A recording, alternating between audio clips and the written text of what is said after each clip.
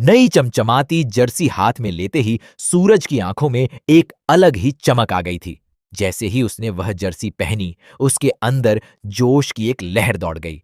वह आईने के सामने खड़ा होकर मुस्कुराया और बोला, यार, ये वर्दी पहनते ही ऐसा लग रहा है जैसे आज ही मैदान में उतर जाऊं। जिस दिन हम मैदान में उतरेंगे ना, सामने वाली टीम तो वैसे ही तितर-बितर हो जाएगी। उसके दोस्त हंस पड़े। कोई बोला, और जब चारों तरफ बैठी लड़कियां सिर्फ हमें ही देख रही होंगी, तब तो पूरा स्टेडियम चिल्लाएगा, प्रेम प्रेम सूरज भाई। सबकी हंसी से कमरा गूंज उठा। आज का दिन उनके लिए खास था, क्योंकि अब वे सिर्फ खिलाड़ी नहीं रहे थे, वे राजपूताना कबड्डी क्लब का हिस्सा बन चुके थे। इसका मतलब था कि अब उनके सपने सिर्फ सपने नहीं रहे, बल्कि सच बनने की राह पर थे। सूरज के दोस्त देवदास ने मजाक में कहा, अब तो पैसे भी मिलने शुरू हो जाएंगे, घर भी भेज पाएगा। सूरज मुस्कुराया, लेकिन उसकी मुस्कान में एक अलग ही गहराई थी। उसने धीरे से कहा, आज तो हंस रहा हूं, लेकिन असली खुशी उस दिन होगी जब कबड्डी के महासंग्राम में मैं अपने भाई प्रकाश की टीम को हराऊंगा। दोस्तों ने तालियां बजाईं और कहा, फिक्र मत कर, हमारी टीम में एक से बढ़कर एक खिलाड़ी हैं। हम सब मिलकर सामने वाली टीम को ऐसी हार देंगे कि उन्हें सालों तक याद रहेगा। उसी समय किसी को याद आया कि आज मैडम जी ने कहा था कि टीम के सबसे बेहतरीन खिलाड़ी को कप्तान बनाया जाएगा। यह सुनते ही सबके चेहरे पर उत्साह और बढ़ गया। हर किसी के मन में एक ही ख्वाहिश थी, कप्तान बनना और अपनी टीम को जीत दिलाना। लेकिन इन खुशियों के बीच कहीं दूर सूरज की मां संतोष अपने बेटे के भविष्य को लेकर चिंता में डूबी बैठी थी। छवि ने उन्हें समझाते हुए कहा, आप इतना क्यों सोच रही हैं, सब ठीक होगा। संतोष ने गहरी सांस लेते हुए कहा, मैं जानती हूं कि सूरज मेहनती है और भगवान की कृपा से ही उसे ये मौका मिला है, लेकिन मैं मां हूं ना। इंतजार और सब्र दोनों ही मुश्किल लग रहे हैं। छवि ने मुस्कुराकर उनका हाथ पकड़ा और कहा, आप देखना, आपका बेटा एक दिन बहुत बड़ा खिलाड़ी बनेगा। उधर घर में माहौल बिल्कुल अलग था। हर तरफ बस एक ही शब्द गूंज रहा था, कबड्डी कबड्डी कबड्डी। घर के लोग मजाक में कह रहे थे कि अब तो पूरा घर ही कबड्डी की टीम बन गया है। तभी अचानक खुशखबरी आई, सूरज का चयन राजपूताना कबड्डी क्लब में हो चुका था। यह सुनते ही घर में खुशी की लहर दौड़ गई। संतोष की आंखों में खुशी के आंसू आ गए। उन्होंने कहा, लोग कहते थे मेरा बेटा पागल हो गया है, दुकान बेच दी, सब कुछ दांव पर लगा दिया, लेकिन देखो, मेहनत कभी बेकार नहीं जाती।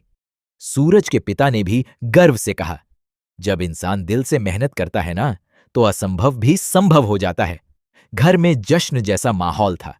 सूरज का छोटा बेटा वेद खुशी से उछलते हुए बोला, अब पापा जीत कर ही घर आएंगे। लेकिन समय धीरे धीरे बीत रहा था। 15 दिन गुजर गए थे और सूरज अभी तक घर नहीं आया था। वेद उदास होकर बोला, मम्मा, पापा को गए इतने दिन हो गए, मुझे उनकी बहुत याद आ रही है।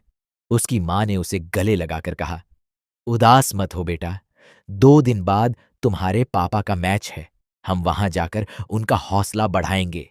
वेद की आंखों में फिर से चमक आ गई। उसने कहा, हां, मैं पापा को चीयर करूंगा।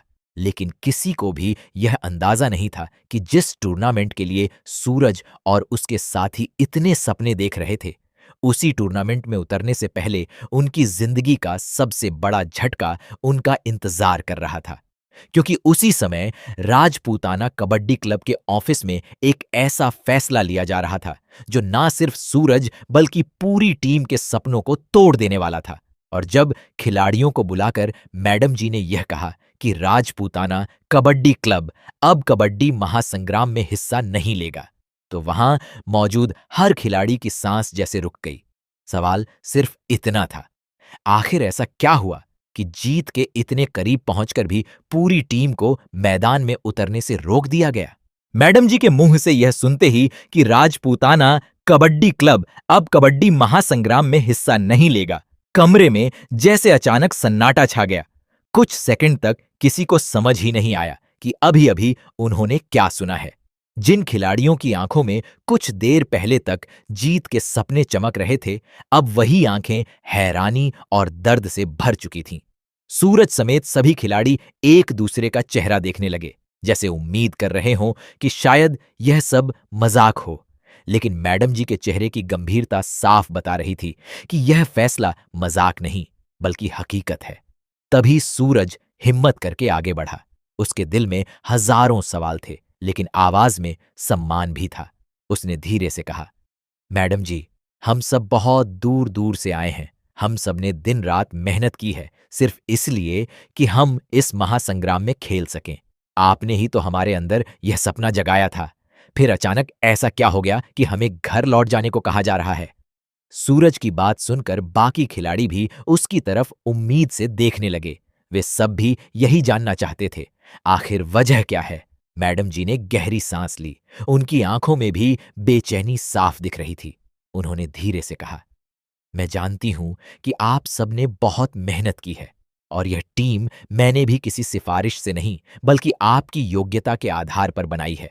लेकिन अगर कोई अचानक आकर मुझ पर एक समझौता थोप दे, तो मैं उसे कैसे स्वीकार कर सकती हूं? यह सुनते ही खिलाड़ियों के मन में और भी ज्यादा सवाल पैदा हो गए।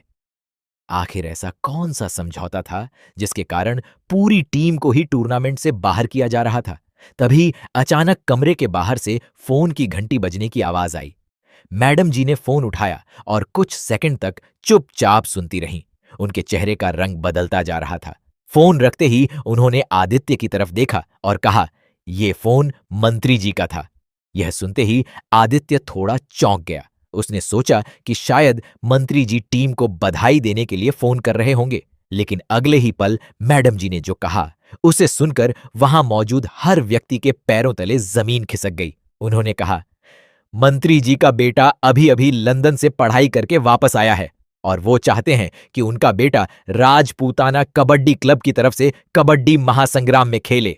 यह सुनते ही आदित्य गुस्से से भर उठा। उसने तुरंत कहा, लेकिन यह कैसे संभव है? हमारी टीम पहले से पूरी है। हर खिलाड़ी ने अपनी मेहनत से जगह बनाई है। अब अचानक किसी को सिर्फ सिफारिश के कारण टीम में शामिल करना, यह तो पूरी टीम के साथ अन्याय होगा। मैडम जी ने सिर झुका लिया और कहा, मुझे भी यही लगा था, लेकिन बात इतनी आसान नहीं है। आदित्य ने बेचैनी से पूछा, मतलब? तब मैडम जी ने धीरे धीरे सच्चाई बतानी शुरू की। उन्होंने कहा, यह सिर्फ एक सिफारिश नहीं है, यह राजनीति है। चुनाव आने वाले हैं और मंत्री जी को ग्रामीण वोट चाहिए। अगर उनका बेटा कबड्डी महासंग्राम में खेलेगा तो मीडिया में खबर बनेगी कि मंत्री जी और उनका परिवार गांव के खेलों से जुड़ा हुआ है। इससे उन्हें वोट मिलेंगे। कमरे में खामोशी छा गई। खिलाड़ियों को अब समझ आ रहा था कि यह सिर्फ खेल नहीं रहा, बल्कि राजनीति का हिस्सा बन चुका था। आदित्य ने गुस्से में कहा, लेकिन हम इस राजनीति का हिस्सा क्यों बने? हमारी टीम कबड्डी खेलने के लिए बनी है, किसी के वोट बैंक का साधन बनने के लिए नहीं।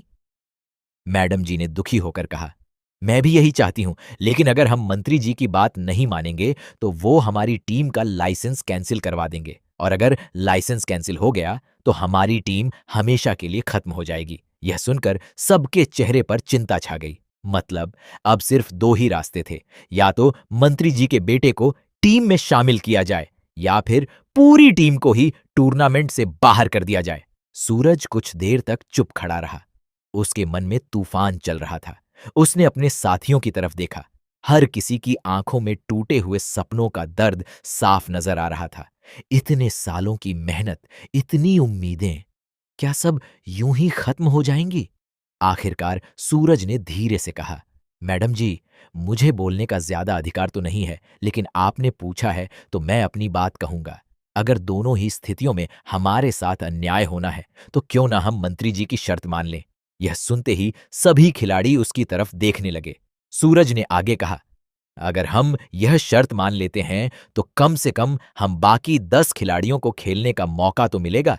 हमारी उम्मीदें पूरी तरह खत्म नहीं होंगी। हम मैदान में उतर सकेंगे और शायद अपनी मेहनत से सबको यह दिखा भी सकेंगे कि असली खिलाड़ी कौन है।